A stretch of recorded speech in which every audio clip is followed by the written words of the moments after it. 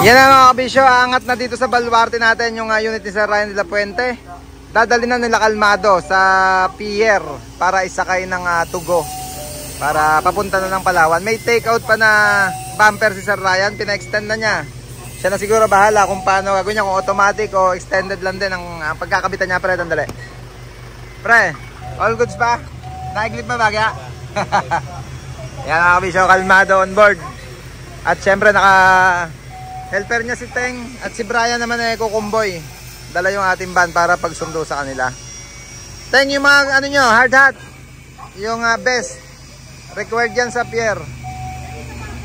Sapatos, okay na. Para makapasok sila. Ayan, na-video ko naman to, hindi ko na iisa-isahin. Binidyo ko na yan, pati mga ilaw niyan, pinakita ko na rin. All goods na mga kabisyo, pa-exit na. Siyempre sticker meron na rin yan, certified kabisyo, certified kabisyo, certified na hima sa baluarte natin. Unit ni Sir Ryan de la Puente ng Nara, Palawan. Nara ba sila rising? Nara, Palawan. Yeah. Medyo maingay lang at ongoing ang ating mga kabisyo.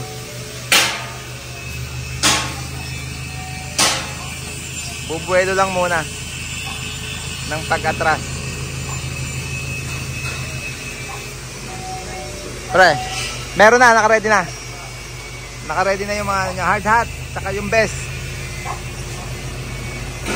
Pre, kailangan nakapantalon daw ha. Ha? Ano na? Sige. Meron niya, meron.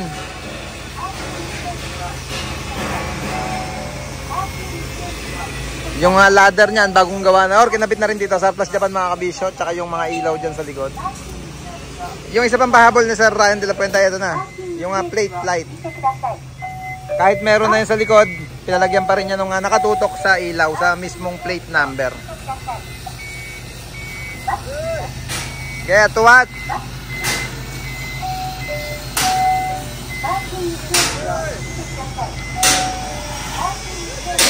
Bounce to Palawan.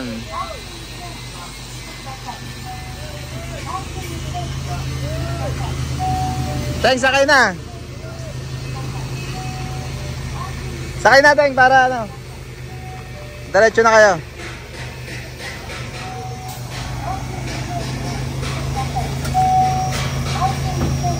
Pre, busina nga. Lakas no?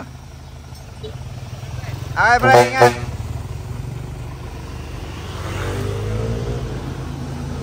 Iyan